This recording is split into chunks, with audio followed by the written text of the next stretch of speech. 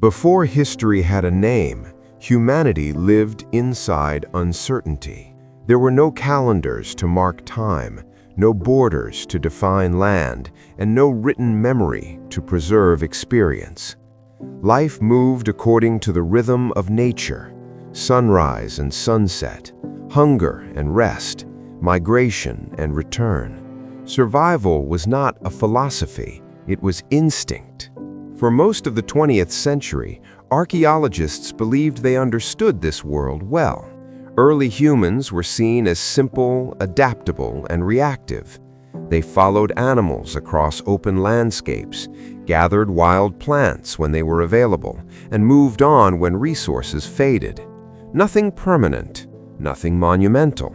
According to this understanding, complexity arrived late. First came agriculture, then surplus, then permanent settlements. Only after these steps did humanity develop religion, architecture, and large-scale cooperation. Civilization, in this model, was the final reward, a product of stability, not its cause. This theory shaped textbooks, museums, and education for generations. It was logical, orderly, and comforting. Humanity progressed step by step, slowly climbing toward complexity. But history is rarely that neat. Sometimes the past does not evolve forward. Sometimes it waits, buried, until the present is forced to confront it.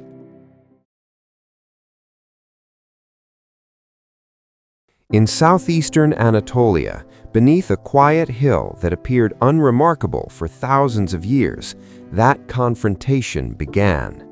The hill was known as Göbekli Tepe, Potbelly Hill, a name that suggested nothing of importance. To local farmers, it was only scattered stone. To early archaeological surveys in the 1960s, it appeared to be medieval debris, nothing more than disturbed ground from later agricultural activity. And so the hill was ignored. It remained untouched while empires rose and fell elsewhere. Religions spread across continents. Modern nations formed. Göbekli Tepe slept beneath the soil, unnoticed and undisturbed. That silence ended in the early 1990s when German archaeologist Klaus Schmidt walked across the site. Schmidt was not searching for monuments. He studied Neolithic settlement patterns, small communities transitioning into farming. But almost immediately, something felt wrong. The stones scattered across the hill were not broken naturally. They were shaped, cut deliberately. Schmidt later said he knew instantly this was not a cemetery, not a village, and not debris. These stones were intentional. He made a decision that would redefine archaeology. He began to dig.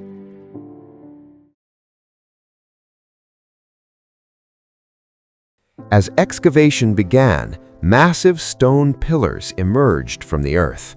They were not crude, they were not experimental. They were precise. Each pillar stood several meters tall, carved into a distinct T shape. Some weighed more than 16 tons, others approached 20.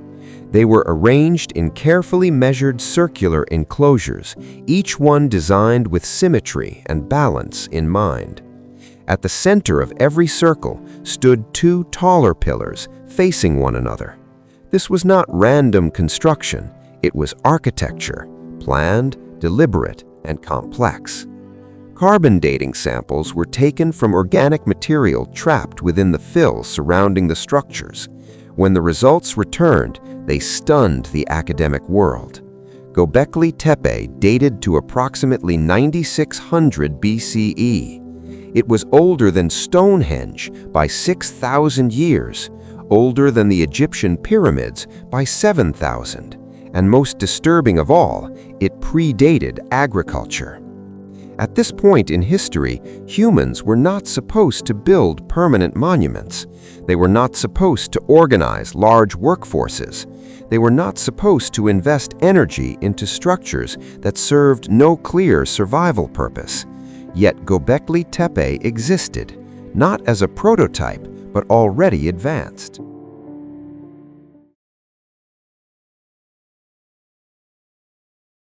What unsettled archaeologists even more was what they did not find. There were no houses, no hearths, no storage pits, no trash deposits, no evidence of daily life. Göbekli Tepe was not a settlement. The people who built it did not live there. They came there. This forced a radical reevaluation of early human society. The builders of Göbekli Tepe were hunter-gatherers, confirmed by animal remains and the absence of domesticated plants. They hunted gazelle and wild cattle. They gathered wild grain. Their lives were mobile and seasonal. And yet, they coordinated the quarrying, transport, and erection of massive stone pillars, without metal tools, without wheels, and without beasts of burden. This required planning that extended far beyond daily survival. Someone had to organize labor. Someone had to decide where stones would stand. Someone had to maintain order. Göbekli Tepe revealed that long before cities existed, humans were already capable of complex cooperation when motivated by something powerful enough.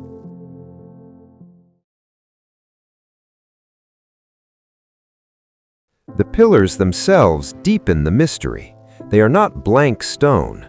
Carved into their surfaces are animals, foxes, snakes, boars, lions, and vultures. These are not prey animals. They are predators and scavengers, dangerous creatures, powerful symbols. In many ancient cultures, such animals represent death, protection, transformation, or the boundary between worlds. Their repeated appearance suggests a shared symbolic language understood by everyone who gathered here. Even more striking are the human features. Some pillars display carved arms running down their sides, with hands resting across the front. The T-shape, once abstract, begins to resemble a stylized human form. These stones are not supports, they're figures, standing, facing one another, watching. Whatever belief system existed here, it had already taken physical form.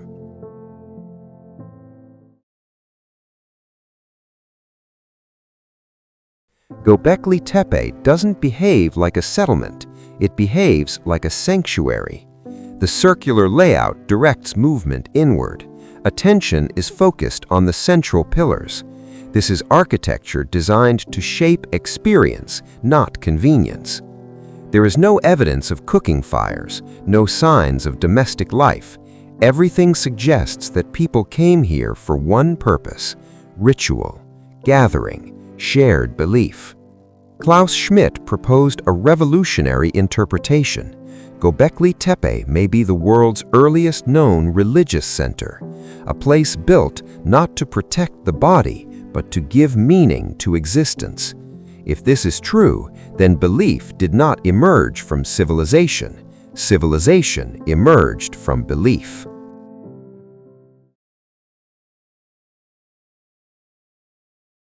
Shortly after Göbekli Tepe was constructed, human life in the surrounding region began to change. Wild wheat native to the nearby Karacadağ Mountains shows signs of domestication. Permanent settlements appear. Architecture becomes more enduring. Tools evolve. This sequence matters. Agriculture does not precede Göbekli Tepe, it follows it. Many archaeologists now believe that repeated ritual gatherings created a logistical challenge. Large groups could not rely solely on hunting and gathering. Feeding everyone required stability, so humans adapted. They planted, they stayed, they transformed the landscape. In this model, belief did not emerge from farming societies. Farming societies emerged to sustain belief. Meaning came first. Survival adapted.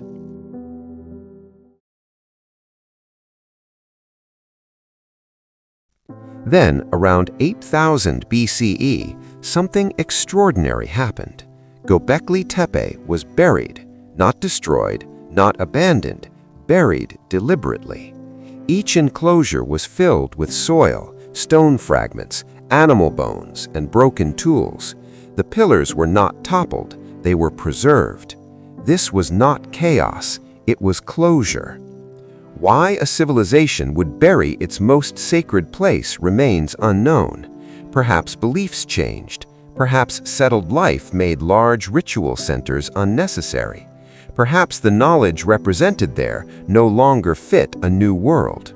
Whatever the reason, the people who buried Göbekli Tepe did so with intention.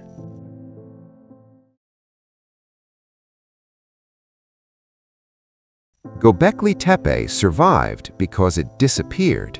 Most early human structures were lost to erosion, climate change, and rising sea levels. Coastal settlements were swallowed by oceans, wooden architecture decayed, stone alone endured, and only when protected. Göbekli Tepe avoided destruction because it was hidden. This raises a profound possibility. Göbekli Tepe may not be unique, it may be simply one of the few that survived. How many early ritual centers vanished completely? How many beginnings of civilization were erased before history learned how to remember?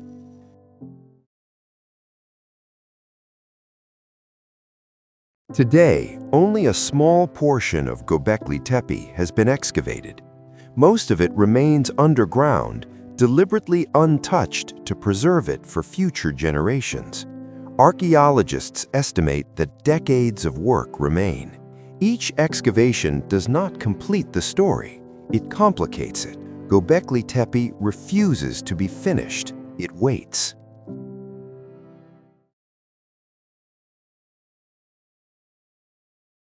Göbekli Tepe does not offer comfort, it removes certainty. It shows that cooperation does not require kings, that belief can mobilize effort more effectively than survival alone. It suggests that civilization did not begin because humans mastered nature, but because humans searched for meaning. History is not a straight line. It is layered, interrupted, buried. Civilizations do not always collapse in fire and violence.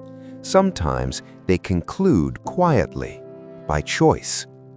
Göbekli Tepe stood at the edge of humanity's beginning, a place where belief shaped stone and meaning came before survival. It was not meant to be remembered, only rediscovered, because the past does not always stay silent. Sometimes it waits.